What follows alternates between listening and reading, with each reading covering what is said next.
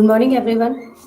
My name is Bhatia, and today this is a class of BHIC 134, and we are going to cover in this class our unit 6 and 7. In unit 6, we will cover colonial economy and the condition of agriculture, especially. And in unit 7, we will cover extended part of the economy in British government. First of all, we are going to cover about the agriculture condition in British India. What was the condition of agriculture in British India?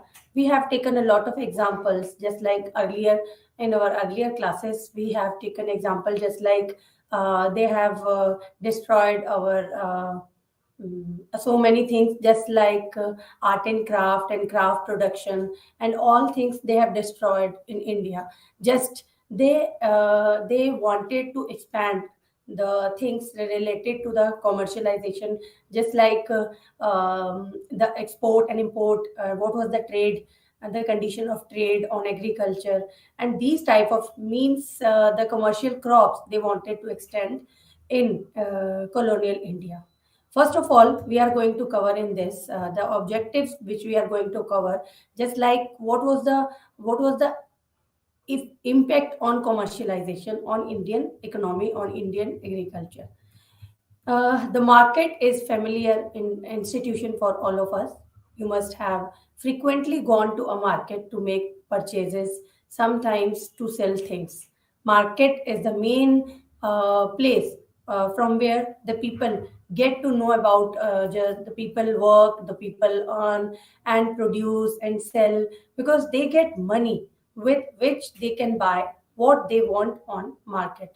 All type of things can be bought on the market, from the little cigarettes or sweets to expensive things, just like houses or land related to that. The products of market, which were various agricultural products, just like wheat, rice, wool, ghee, began to be sold. And the input markets, the things needed for agricultural production, such as tools, seeds, fertilizers, bullocks, begin to be sold over there.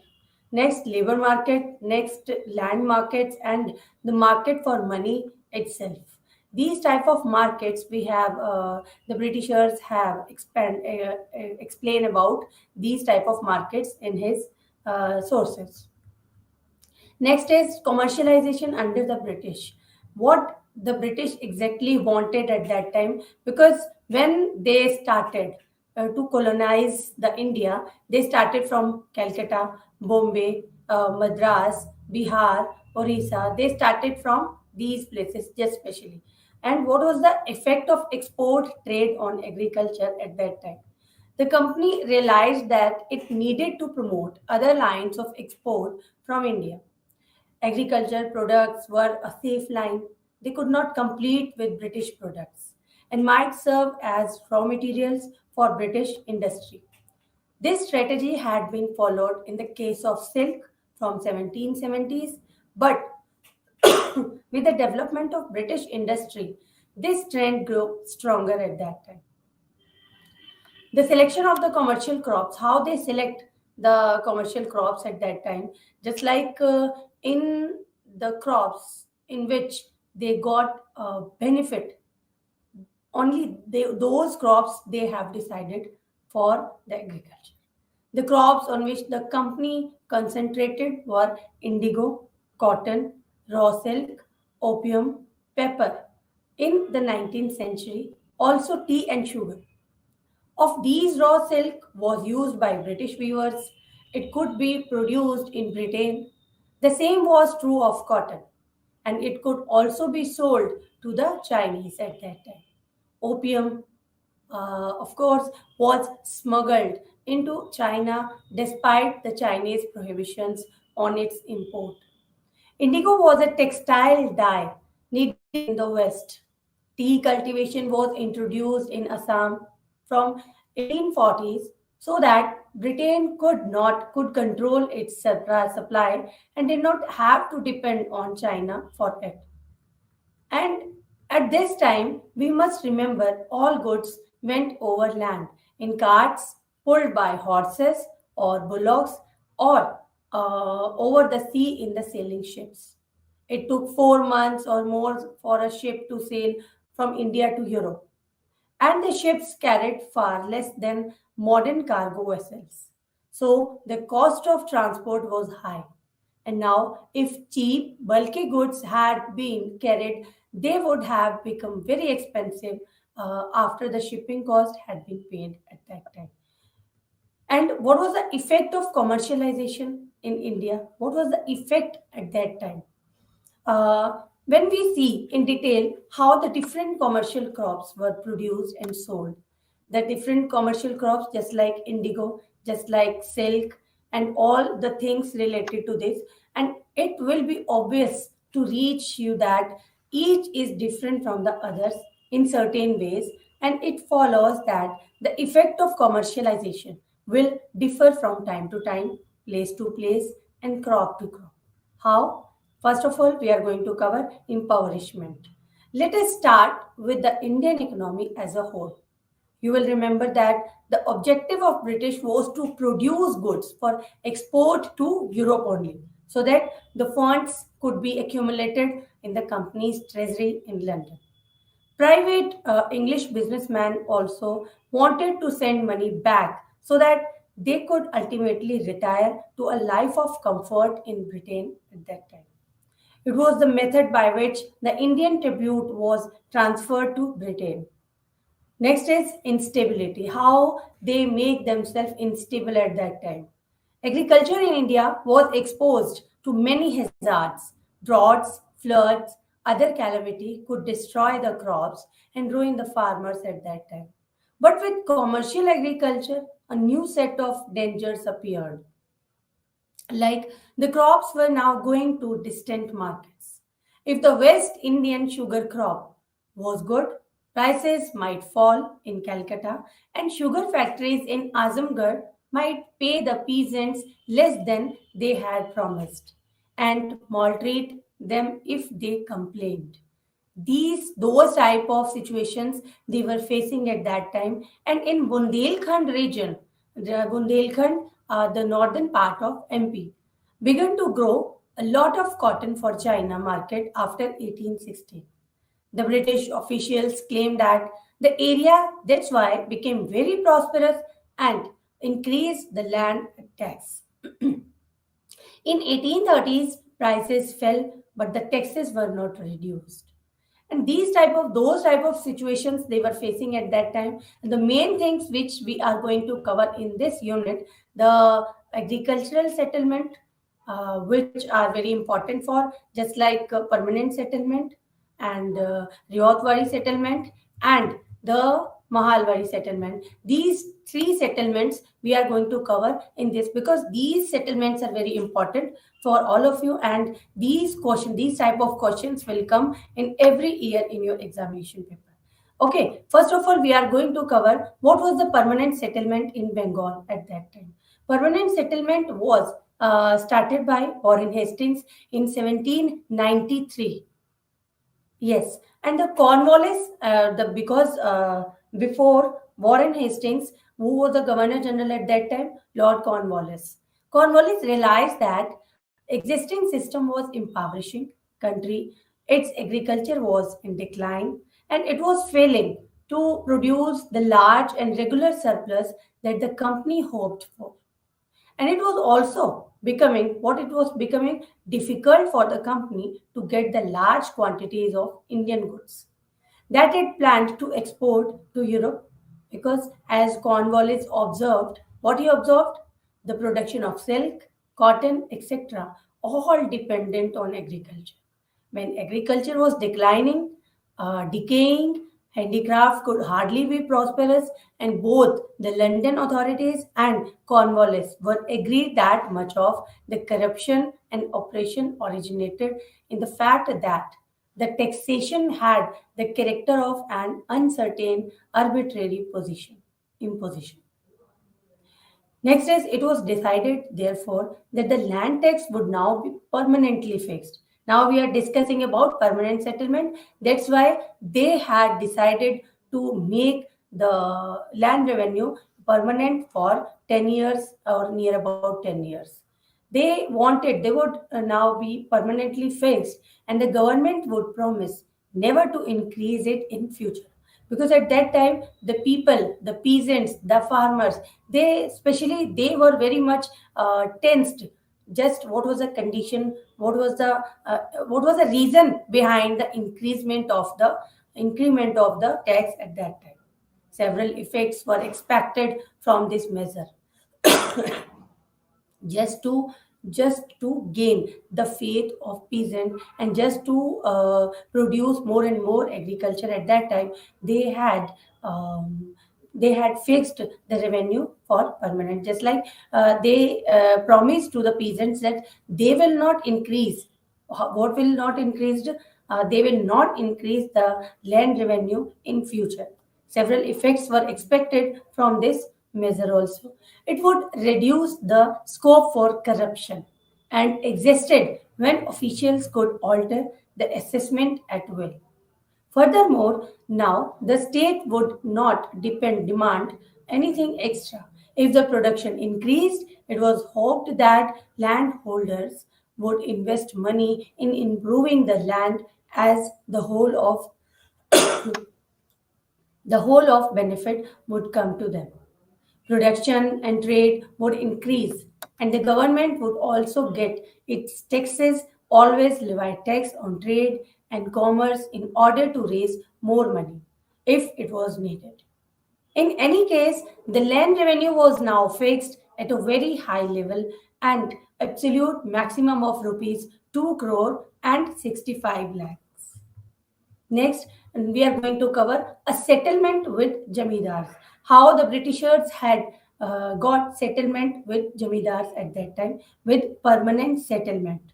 The land revenue was fixed permanently, but from whom was it to be collected? Who collected that land revenue and at what time? The Nawabs of Bengal had collected taxes from the Jamidars. And these Jamidars were usually in control of large areas, sometimes entire districts. They had their own armed forces and were termed Rajas also. But there were also Jamidars who held smaller areas and either paid directly to the state or paid through some big Jamidars. By 1790s, not in 1790s, British rule had greatly confused this picture. Some jamidars were retained, others were replaced by contractors or some officials. The old customary rates were ignored, and every abuse permitted if it led to an increase in the revenues. By the time Cornwallis arrived on the scene, the situation was one of the complete confusion. The new Governor General belonged to landed aristocracy of Britain and was in favor of a settlement that gave the right of ownership to Jamidars, who he hoped would improve the land as English landlords did. To understand this, you must bear in mind that there must have been about 4 or 5 million cultivating families in Bengal, Bihar, Orissa at that time. Collecting from them would have involved the preparation of detailed records of all their holdings and the calculation of tax on this basis. Means they wanted to calculate the tax at that time, and the Britishers wanted the estimation of tax, how much they will collect and how much they will not be collected at that time. In addition, it would give great opportunities for corruption at that time. This would take several years and small number of jamidars, and this was arrangement made under the permanent settlement that was introduced in Bengal, Bihar in 1793. Every bit of agricultural land in these provinces therefore became part of some jamidari. The jamidars at that time, every bit of jamidar, and the jamidar had to pay the tax fixed amount upon it. If he did so, then he was the proprietor, the owner of his jamidar. If he will pay the tax, then he will be the owner of his jamidari. If he is not able to pay the tax, then his land will be auctioned and the land will be grabbed by the Britishers at that time. He could sell, mortgage, or transfer it, and the land would be inherited by heirs in due course. If, however, the Jamidar failed to pay the tax due, then the government would take the Jamidari and sell it by auction, and all rights would vest in the new owner at that. The position of cultivators, what was the position of cultivators? And that time, the position of cultivators was in a very worse situation at that time. The actual cultivation of land was, of course, carried on by the lack of peasants who were now reduced to the status of tenants of jamidars. Cornwallis had also decreed the jamidars should issue written agreements, means the pattas, to each cultivator, and these should specify what the tenant was to pay. This was this was not accidental. As well have noted earlier, the permanent assessment was the largest sum that could be got from the land. According to the estimate of a knowledgeable official, Sir John Shore, if a piece of land produced crops worth rupees 100, then rupees 45 went to the government and rupees 15 to Zamidar, and only 40 was left to the cultivator. This was a system which was running at that time. Such oppressive taxes could only be collected by oppressive methods. If the jamidars were not allowed to oppress the peasants, then they would not be able to meet the demands of the state. By regulations made in 1793, 1799, and 1812, the jamidar could seize, that is, carry away the tenant's property if the rent had not been paid at that time. And this was the that situation was legal method of harassment. Legally, they have harassed all the peasants, all the cultivators at that time. The effects of permanent, what was the effect of permanent settlement at that time? This was very bad at that time. It may seem that the settlement was greatly in favor of jamidars. But we should not forget that they were also now obliged to pay a fixed amount by fixed date every year, and any failure on their part meant the sale of jamidari. Furthermore, many of jamidari were rated for large sums that left no margin for shortfall due to flood, due to droughts, and any other calamity. As a result, many jamidars had their jamidaris taken away and sold in decades immediately after the permanent settlement. In Bengal alone, it estimates that 68% of Jamidari land was sold between 1794 and 1819. 68%, that is a very big amount at that time. Merchants, governing officials, and other Jamidars bought these lands. The new buyers would then set about trying to increase the rent paid by the tenants in order to make a profit from their purchase. Rajaram Mohan Roy remarked that under the permanent settlement since 1793, the landholders have adopted every measure of raise the rents by means of the power put into their hands.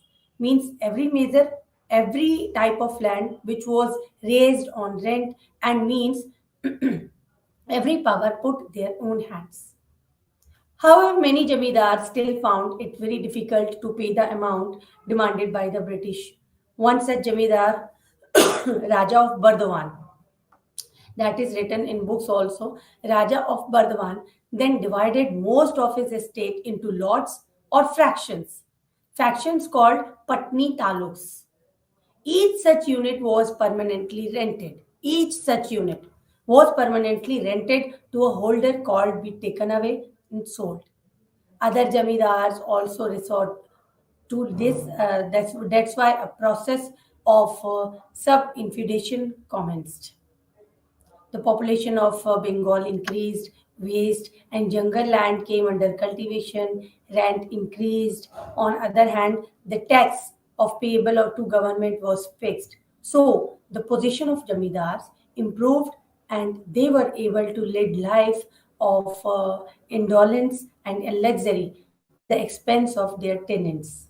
And they will get the tenant when they will get the rent on their land, then they will have a very luxurious life to live. Only in 1859 did the state take some step to protect the right of tenant. Law passed that year bestowed a limited protection on old tenants who were now termed occupied tenants. Next, we are going to cover in 6.6 the emergence of alternative system. What was the alternative system they wanted to emerge in that situation? After permanent settlement, some British officials and some peasants and some cultivators were not very happy at that time. Meanwhile, other ways of accessing and collecting that land revenue were being devised by British officials. They devised some other measures. Two officers, Thomas Munro and Reid, were sent to administer a newly conquered region in Madras in 1792. Instead of collecting from jamidars, they began to collect directly from the villagers and fixing the amount that each village had to pay this amount at that time. After this, they proceed to access each cultivator or ryot separately, and that's why they evolved what came to be known as the Ryotwari settlement. This is also known as Ryotwari settlement. This early Ryotwari was field assessment system. This means that the tax payable on each field was fixed by the government officer, and then cultivating had the choice of cultivating that field and had paying the amount or not cultivating it. If no other cultivator could be found, then the field would not be cultivated, it would lie fallow at that time. What was the land assessment under Ryotwari? In Ryotwari system, in Ryotwari settlement, you can see the officer fixing the tax, settle the revenue, has the difficult task at that time. He has to fix the tax on thousands of fields in a subdivision or district and co-fix it in such a way that the burden on captive such field is approximately equal. If the burden is not equally distributed, then the cultivators will not occupy and they will not occupy the heavily accessed field and cultivate only those with a light assessment. That was very tough task, very difficult task at that time for the officer. In fixing the assessment of field, the revenue officer had to consider two things. Which were the two things? One was the quality of soil, just to touch what was the quality of soil at that time, whether it was rocky and rich irrigated or dry. The other was area of the field, means quality of soil and the area of the soil. Two things he need to remember in his mind. It followed, therefore, that this system depend on a survey, and that's why classification of it. That's why 1 acre of first class rice land should pay the same amount regardless of whether it was located in this village or that one. But how was this amount to be fixed? How? Thomas Munro usually fixed it by estimating what the usual product of land was. For example, 2600 lbs of paddy per acre. He would then claim that the state share of this amounted to one third of this and two-fifths of this, and that's why calculate it the amount that the cultivator had to pay to the state. This, of course, the theory of Ryotwari. In practice, the estimates were largely guesswork and the amounts demanded so high that they could be collected with great difficulty, sometimes could not be collected at all. What was the adoption of Ryotwari settlement in Madras at that time? After some experiment with other ways of managing the land revenue, The Madras authorities were by 1820 converted to Ryotwari settlement, and its strength was indicated by appointment of Munro as governor of Madras. Munro advanced many arguments in favor of this system. He argued that it was it was the original Indian land tenure and the one best suited to Indian conditions. Its adoption was due, however, to one main reason. It resulted a larger revenue than any other system could have produced. This was because there were no jamidars and other intermediaries who received any part of agriculture surplus. The Madras government was chronically short of funds, and such a system would naturally appeal to it. So, taking advantage of rejection of permanent settlement, it introduced the temporary Ryotwari settlement at that time.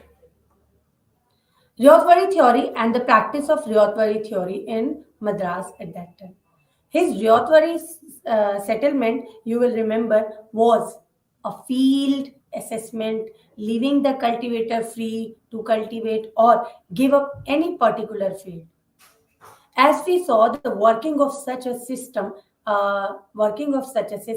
depended uh, on on the government carrying out a detailed measurement, assessment of each field, these type of things that were happening at that time. But after 1820, the system was extended to many districts where no survey had ever been carried out. No one knew how much land a peasant cultivated or what its produce might be. His tax came to be fixed on an arbitrary basis, usually by looking at what he had paid in earlier years. This was known as put-cut assessment. Again, in the theory of Ryotwari, allowed the Ryot to give up any field that he chose. But it soon became clear that if this was freely permitted, the tax revenue of state would fall. So the government officers began to compel the cultivators to hold on to land that they did not really want to cultivate. These methods were exposed by Madras Torture Commission in 1854. Next is what was the next point in this? The Ryotwari settlement of in Bengal, in Bombay. Ryotwari in Bombay Presidency had its beginnings in Gujarat. The British began to collect the land revenue through the hereditary officials called Desais and the village headman Patel. Desais and Patel. This did not produce as much revenue as the British wanted, so they began collecting directly from peasants in 1813 to 1814.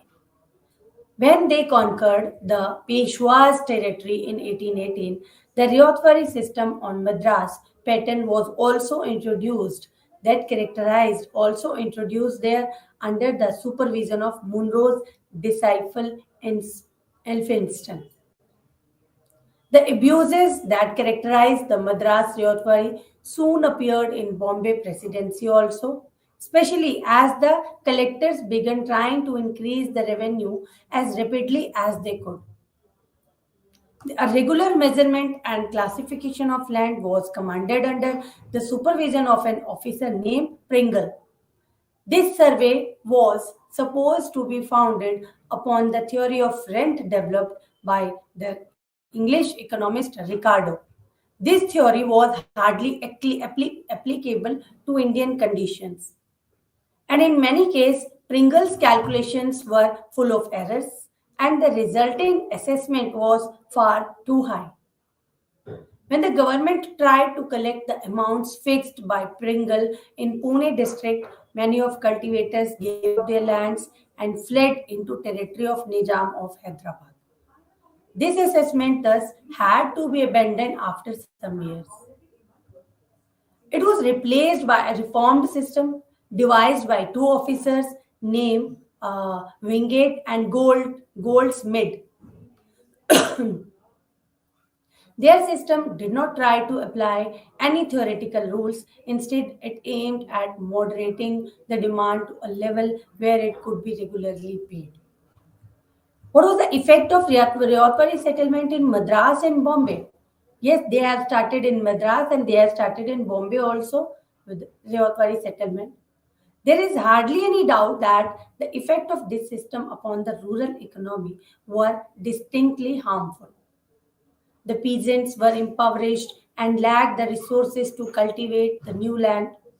The government of Madras itself noted in 1855 that only 14.5 million acres of Ryotwari land were cultivated, while 18 million acres were waste. And it confessed that there is no room for doubt that an increase of cultivation would follow reduction of the government tax. He apologized, he confessed himself in front of the British government at that time. Apart from this depressing effect upon the rural economy, the heavy burden of taxation distorted the land market. Land in most districts of Madras had no value in the first half of 19th century. They have no. After paying this, he would have no income from land, and obviously, in such circumstances, no one would purchase land at that time. Under the reformed Ryotwari system, the gradually developed in Bombay after 1836 and Madras after 1858, the burden of land revenue was somewhat reduced and land acquired a saleable value. The purchaser could now expect to make a profit from owning land. The state would not take it all as tax. One result of this was that money lenders began to seize the lands of their peasant debtors and either evict them or reduce them to tenants. These were the Ryotwari and no permanent settlement and the Ryotwari settlement. And next is Maharwali settlement. The other alternative system was the Mahalwari settlement. Aggressive policy of Lord Wellesley led to large territorial gains for the British in North India between 1801 and 1806. These areas came to be called the Northwest Provinces, 1801 to 1806, 5 years we are talking about. And these areas to be called the Northwestern Provinces. Initially, the British planned a settlement on Bengal pattern. Lord Wellesley ordered the local officials so make the settlement with the jamidars wherever they could, provided they agreed to pay a suitably high land revenue. Only if the jamidars refused to pay or nor jamidars could be found were the settlement to be made village by village, giving the preference to the mukaddams and pardons or respectable. These were the terms they were using for the people at that time. Riots of the village. Ultimately, the settlement was to be made permanent as in Bengal. In the meantime, however, every effort was made to enlarge the revenue collection. The demand in 1803 1804 was 1.88 lakh. By 1817 1818, it was rupees 297 lakh. The increment. Such enormous increasing provoked the resistance from many of the Jamidars and Rajas who had been almost independent in the earlier period. Many of them were therefore driven off their land by the new administration. They have driven off, they have fled their agriculture from their agriculture. In other cases, the old jamidars could not pay the amount demanded and their estates were sold by the government.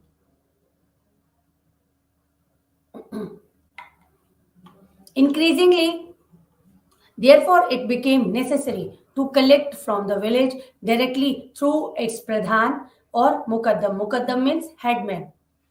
In the revenue records, the word used for a fiscal unit was a mahal. and village voice assessment therefore came to be called a Mahalwari settlement. It was, however, quite possible for one person to hold a number of villages so that many big jamidars continue to exist. Furthermore, as in Bengal, the confusion that accompanied confusion that accompanied the collection of very heavy land tax created the land revenue acquired by them in early years. Meanwhile, the government found that its expenditures were always exceeding its revenue, and the idea of permanent settlement was dropped. What was the Mahalwari theory and what was its practice? Yes, I'm let you know that in 1819, yes, in 1819, an English official, Holt Mackenzie, developed the theory. The talukdars and the jamidars were originally appointed by the state, and the real owners of the villages were jamidars, who lived in them and constitute the village community. He argued that their rights and payments should be clearly established by survey. His ideas were embodied in a law, Regulation 7 of 1822. This required that government officials should record all the rights of cultivators, jamidars, and others, and also fix the amounts payable from every piece of land. The Governor General orders what he orders. It seemed necessary to enter on the task of fixing in details the rates of rent and the modes of payment current in each village and applicable to each field, and anything short of this must be regarded as very imperfect settlement. And in practice, this proved impossible to implement. The calculations made were often quite inaccurate, and collectors, in any case, slanted them so as to increase the revenue due to government. Far from favoring the village communities, the new Mahalwari often ruined them by imposing impossible tax assessments. In 1833, it was decided that the detailed effort to regulate all rights and payments should be given up, and that a rough and ready estimate of what the village could pay to a state was adequate. In later years, these estimates came to be guided by the rent paid by tenants of village lands to the owners. From these rents, the settlement officer would calculate the theoretical amount that all the land of village, all the land of Mahal would yield it. Then some part, ultimately 50% of this would have to be paid to government, and all these calculations involved a large amount of guesswork. And not surprisingly, the guesses tended to be on a high side, increasing the amount to be paid to the state. Now, what was the effect of Maharwari settlement to the people, on the people? One of the early effect was that the areas under the control of big talukdars were reduced. The British officials made direct settlement with the village jamidars as far as possible, and even supported them in law courts when the talukdars brought suits against them. But the so-called village jamidars were supported only because it was planned to extract the highest possible revenue from them. They were freed from Talukdar's claims only to subject them to a full measure of government taxation. Next is the result of this situation was that the large area of land began to pass into the hands of moneylenders and merchants who ousted the old cultivating properties or reduced them to tenants at will. This occurred most frequently in the more commercialized district where the land revenue demand had been pushed to highest level, and where the land revenue demand had been pushed to highest level and where The landlords suffered most acutely from the business collapse and export depression after 1833. By 1840s, it was not uncommon to find that no buyers could be found to take land that was being sold for arrears of land revenue.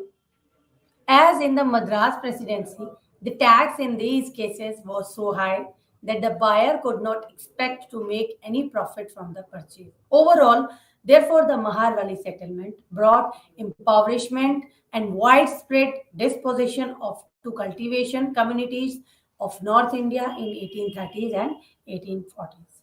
And their resentment expressed itself in popular uprisings in 1857. In that year, villagers and talukdars all over North India drove off government officials, destroyed courts and official records and papers, and ejected the new auction purchasers from the villages. So let us sum up about the permanent settlement and Ryotwari settlement and Mahalwari settlement. Let us sum up what was that. The question of remitting or transferring wealth from India to Britain was a central aim at that. The commercial production of items with a market in the West had been specifically organized. All these items had to be secured at as low a cost as possible, so the company used and allowed planters and others to use coercion and violence on Indian producers so as to keep prices down. While the product market was commercialized, other markets such as that for land and labor could not develop. So the peasant economy was impoverished, but neither the methods nor the organization of production were altered. Products could be got most cheaply by squeezing the peasants rather than by restoring the direct production with large labor. Yes, this was the condition of agriculture at that time. Now, in unit 7, we are going to cover colonial economy, trade and industry. How the East India Company expand its trade with East India Company, and how they monopoly on trade, and how they monopoly versus free trade, and what was the nature of companies trade, and what were the mercantile business and political power. These type of things we will cover in unit 7. What was the structure of East India Company? What was the structure so special about these companies, and how did the joint stock from of organization gave them any advantage? Like to begin with the joint stock structure, that is to say the collection of capital from a number of stock or shareholders enable these companies to put together a much larger quantity of capital than was the possible for a single proprietor or a few in partnership. The first of all, and the East India Company of Europe were some of the earliest joint stock companies in the world. Structure of East India Company. East India Company's monopoly in trade. How they expand their monopoly on East India Company. Another feature of English East India Company was that it was granted a monopoly by the government of England. What was meant by this monopoly, and why did the government grant it? What was a monopoly? Monopoly, in a general sense, means the exclusive control of trade with India and other countries on the Indian Ocean and further east up to China. Means the expense the he wanted to expand his control. Means East India Company wanted to extend its control on business, on trade, on export, on import. Just he had he had the legal rights on export, import, monopoly, and this was a legal right conferred upon the East India Company by Queen Elizabeth I in the first instance and later by other monarchs. At any rate, the upshot was that the government in England conferred a monopoly of trade on the East India Company. This was done by granting. The company's charter, like deed or written grant of monopoly rights, renewed from time to time by the government. The instrument by which such a right was conferred on company became known in its late 18th and early 19th century as the Charter Act passed by English Parliament. Charter Act. After every 20 years, the British government passed charter acts. In every charter act, the East India Company wanted to improve some situation, but it was not done at that time. Monopoly versus free trade. From the middle of 18th century, the court from the mid of the 18th century till 1813, the East India Company, particularly its top management, called the Court of Director, had to struggle very hard to make the company monopoly right effective to exclude others from entering the trade. Means they wanted to make effective to their trade, and they wanted to exclude others from entering the trade into India. This was not very easy task at that time. For one thing, the English East India Company's own employees were naturally not above the temptation to set up a private business along with their official business in company's business. As regard the first of these, the private business of servants or employees of East India Company, the problem was that the self-interest of the bulk of companies employees, including the top men in India, would not allow the strict implementation of instruction of company directors to stop private trade. The scale of salary till the beginning of 19th century was low. The practice of supplementing the salary with profit of private trade was widespread. As for the free merchants, their chief aim was to expand their business at the low cost of company's business. Yet they were tolerated because the company's servant found them increasingly useful to enable the company's servant to invest their savings and ill gotten plunder. Sending money to England was all facilitated by free merchants. As the directors of East India Company and conscious government like Lord Cornwallis began to insist on the wide withdrawal of servants of company from private trade. The free merchants obtained more capital from capital servants. They acted so to speak as agents of company servants. Hence, there developed a number of agency houses, which later in later half of first half of 19th century. Next is in these circumstances of Charter Act of 1813 was passed abolishing the monopoly of Indian trade. Another Charter Act in 1833 abolished the remaining part of companies' privileged monopoly that in China trade. That's why after more than 200 years, the monopoly conferred on the East Indian Company was taken away by the government. This was the situation of monopoly at that time. And what was the nature of companies' trade? What was the nature? As you already know about the European East India Company's main business was to produce certain commodities like spices, indigo, cotton, cloth, etc., and export them to Europe. Procurement of these goods in India initially took place under fairly competitive conditions. 17th century English factory had generally to compact with local or country merchants and foreign traders, including other European East India companies.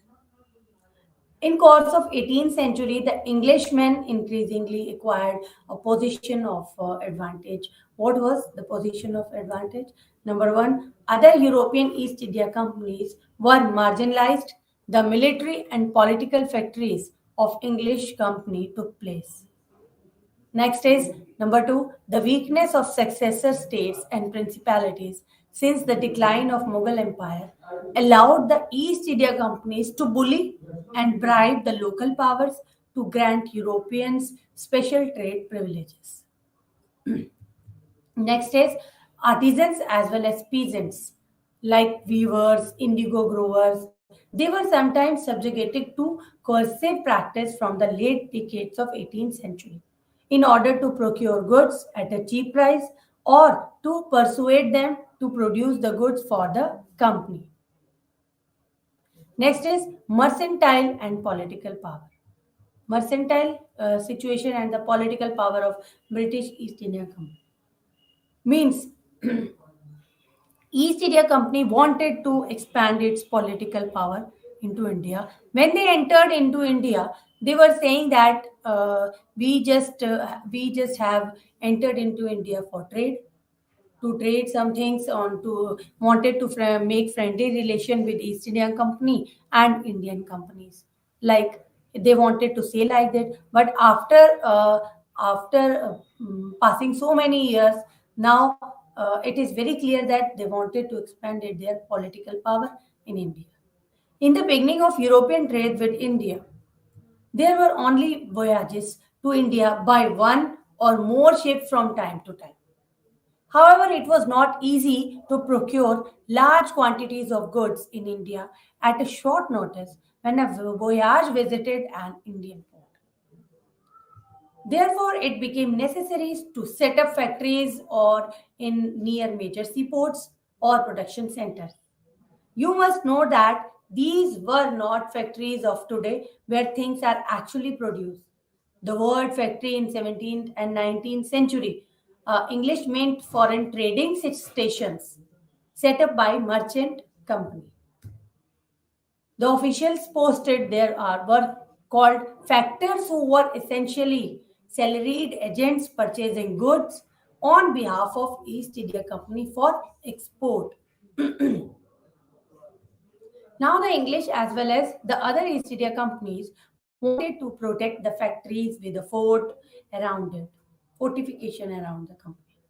After decline of Mughal Empire set in India, such protective fortification may have been need in some regions and some local government tactically and tacitly and or explicitly allowed acquisition of land and building of forts by East India Company.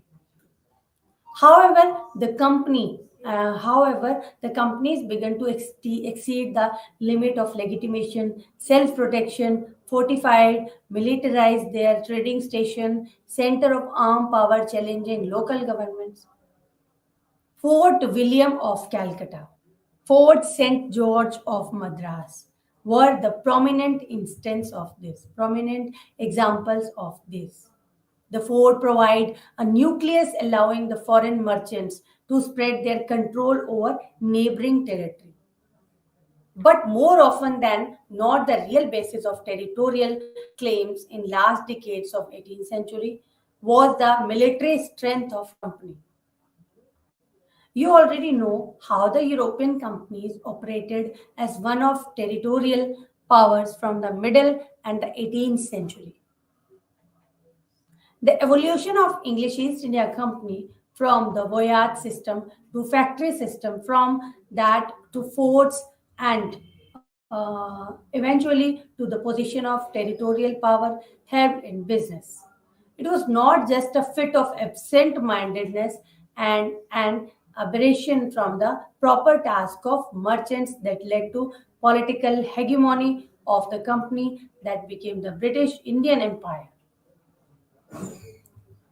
It was useful to have military power to back up coercion on artisans, to produce goods at a cheap price, to bully the local merchants, to make them subservient to English factors and private traders, and of course, to make eliminate other foreign merchants from competing with the British.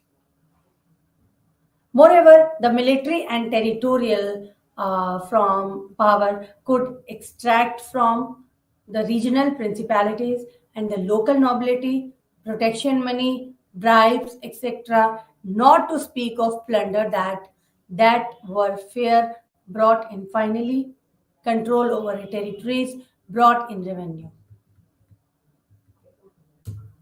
At this time of this, the Diwani of Bengal Diwani system of Bengal in 1765 was the classic example of this. Companies' share of land revenue of Bengal enabled to reduce for many years the remittance of bullion from England. The bullion was needed to buy goods in India for export by the company, and it was, of course, desirable to reduce bullion export from England by raising cash in India to pay for exports from India. That's why the territorial ambition of East India Company made a lot of economic sense so far as English interests were concerned. These are some of the reasons why we see the company playing such a silent role in Indian political history in 18th century to emerge as the largest territorial power of by the beginning of 19th century. What was the rise of industrial capitalization and the company's mercantile politics? We will cover in our next class about the rise of industrial capitalism and the company's mercantile politics. Means how they mercantile their politics, how the company wanted to mercantile its policies, and how the company was the main purpose was a rise of industrial capitalism.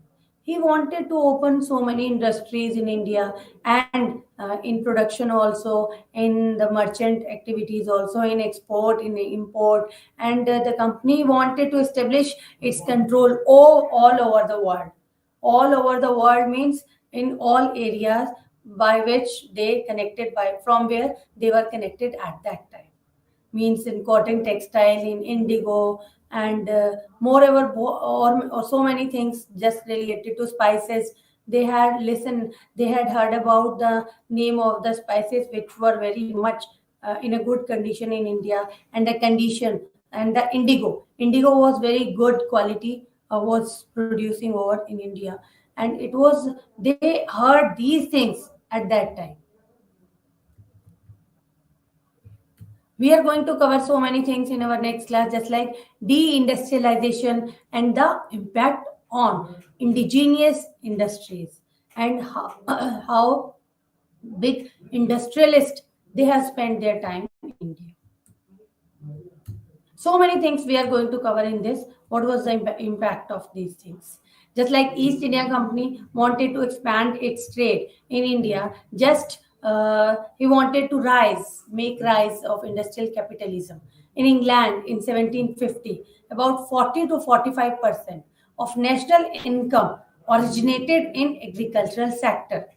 By 1851, agriculture share diminished to 20%, and by 1881, it came down to about 10%. The contribution of foreign trade to England national income was 14% in 1790. It increased in 36% by 1880. And this helped us measure the rapid pace of industrialization in England. That country was transferred in the last half of 18th century and early 19th century. As a result, industrial manufacture, industrial manufacture, foreign trade in manufacturers became the mainstay of English economy. In particular, the growth of English cotton textile industry obviously meant on end to demand for Indian cloth in England. On the contrary, England was now seeking markets for her cotton textile, and among other countries, India, moreover, to make industrial goods, England needed now more raw material than before. For example, England now, after her industrialization, would import raw cotton from among other countries. India, that's, and next in our next unit 8 and 9 we will cover in our next class, unit 8 and 9. In short, the Indian territories acquired by merchant company had to fulfill a different role after the transformation of England into the first industrial capitalist country. These things we will cover the mercantile activities of East India Company, how they expand their political power in India, and further in Unit 8 and Unit 9, we will cover in our next class positively of BHIC 134. Now we are going to end this class. Thank you and have a nice day.